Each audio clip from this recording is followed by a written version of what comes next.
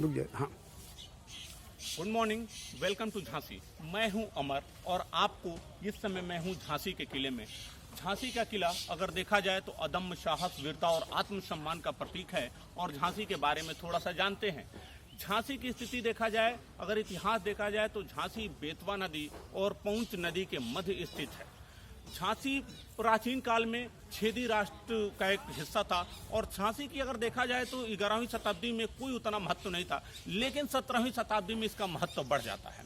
17वीं शताब्दी में महत्व बढ़ने के पीछे एक रीजन था कि यहाँ का एक राजा हुआ वीर सिंह देव, और वीर सिंह देव इसके अच्छे संबंध थे जहांगीर के साथ। जहांगीर के साथ अच्छे संबंध थे और इस किले का निर्माण 1613 में वीर सिंह देव ने कराया था। ये जहांगीर वही जहांगीर जिसे चित्रकाली का सिरमौर माना जाता है और उसके पुत्र शाहजहां को स्थापित। यहाँ पे वीर सिंह देव इस किले का निर्माण कराते हैं 1613 में और 1627 में इनकी मृत्यु हो जाती है। उसके बाद यहाँ पे पन्ना के छत्रसाल शासक हो जाते हैं और झांसी का किला उनकी देख रेख में आ जाता है और झांसी के किला वो देखते हैं। उसी समय मुगल सेनापति मोहम्मद खान बेगास इस पे झांसी पर अटैक कर देता है और इसी छत्रसाल की मदद करते हैं मराठा साम्राज्य के सिरमौर बाजीराव पेशवा प्रथम।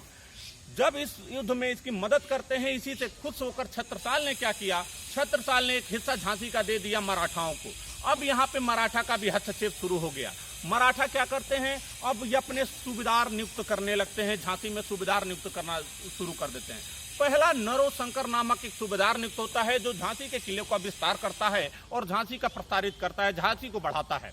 उसके बाद तरह तरह के अलग अलग आपके सूबेदार आने लगे।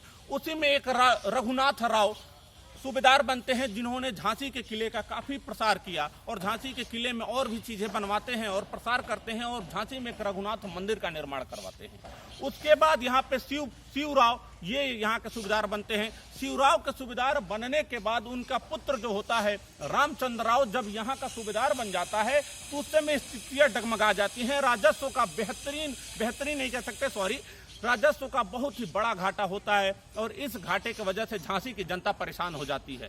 यहाँ पे राजस्व का घाटा हो गया, झांसी की स्थिति डगमगा जा रही है।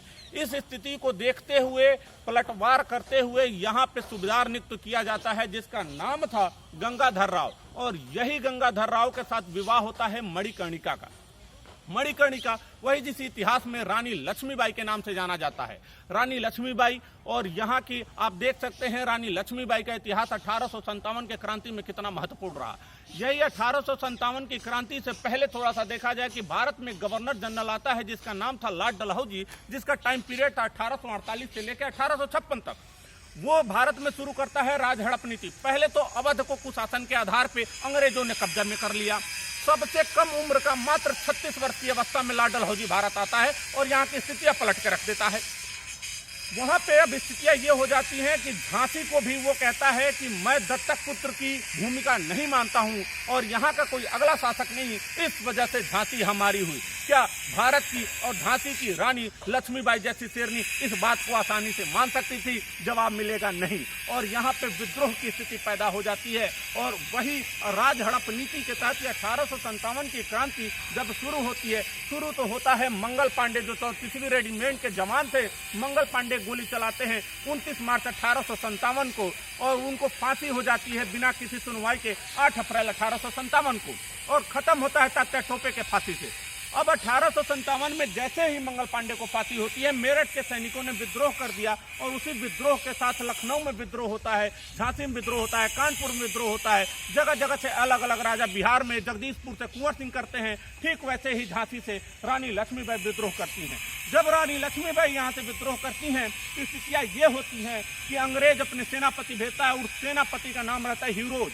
ह्यूरोज जब आता है और सेना पूरे तरफ से किला को घेर लेता है, एक बड़ी सेना के साथ आता है, तो हथियार के साथ आता है, और जब सेना को यहाँ किला को घेर लेता है बहुत बहादुरी से लड़ते हुए, यहाँ पे झांसी की रानी की एक दासी इनके साथ धोखा करती है और यहाँ पे घेर ली जाती है झांसी की रानी। अब होता ये है कि जब झांसी की रानी यहाँ से युद्ध लड़ते लड़ते पहुंच जाती है कालपी। यही कालपी हमसे थोड़ी सी दूरी पे है, झांसी से थोड़ी सी दूरी पे, जहाँ पर अकबर का जन्म हुआ था और ये नवरत्नों में शामिल था, अकबर के नवरत्नों में। यहाँ पे कालपी जाती हैं। उसके बाद ह्यूरोज क्या करता है, सूचना भिजवाता है कि लॉर्ड कैनिंग, उस समय भारत का गवर्नर जनरल लॉर्ड कैनिंग था, सूचना भिजवा देता है कि कि अब झांसी की रानी कालपी की तरफ बढ़ी हैं, वहां से एक और संयुक्त टुकड़ी आती है जिसका गवर्नर जो उसका सेनापति था स्मिथ। इस प्रकार स्मिथ और ह्यूरोज की संयुक्त सेना के साथ लड़ते हुए झांसी की रानी पहुंच जाती हैं ग्वालियर। ग्वालियर में बहादुरी से लड़ते हुए झांसी की रानी शहीद हो जाती हैं और यहीं पे शहीद हो जाती हैं। इन सब मामलों में मदद करता है सिंधिया परिवार, पूरी तरीके से मदद करता है अंग्रेजों का। अब उसके बाद झांसी के किले को अपना लिया जाता है और 1861 में जीजीराव सिंधिया को झांसी का किला सौंप दिया जाता है और ग्वालियर और झांसी को एक में मर्ज कर लिया जाता है। अब ऐतिहासिक घटना यह है 1861 में सिंधिया हो जाती है। 1886 में मामले के तथ्य एवं परिस्थितियों को देखते हुए, जियोग्राफिकल रीजन को देखते हुए ग्वालियर से झांसी को अलग कर दिया जाता है।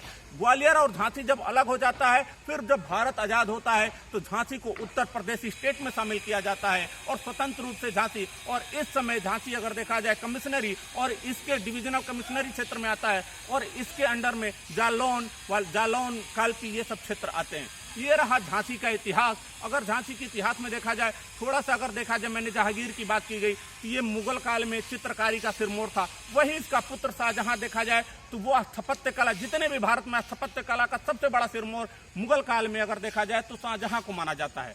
ठीक उसी प्रकार मैंने यहाँ पे बात की इसकी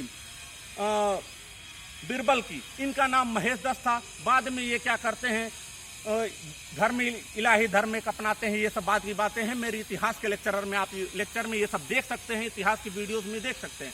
उसके बाद ये रहा झांसी का इतिहास। अगर ये झांसी का इतिहास आपको अच्छा लगे तो इस वीडियो को लाइक, शेयर और सब्सक्राइब कीजिए। तब तक के लिए धन्यवाद। जय हिंद, जय भारत।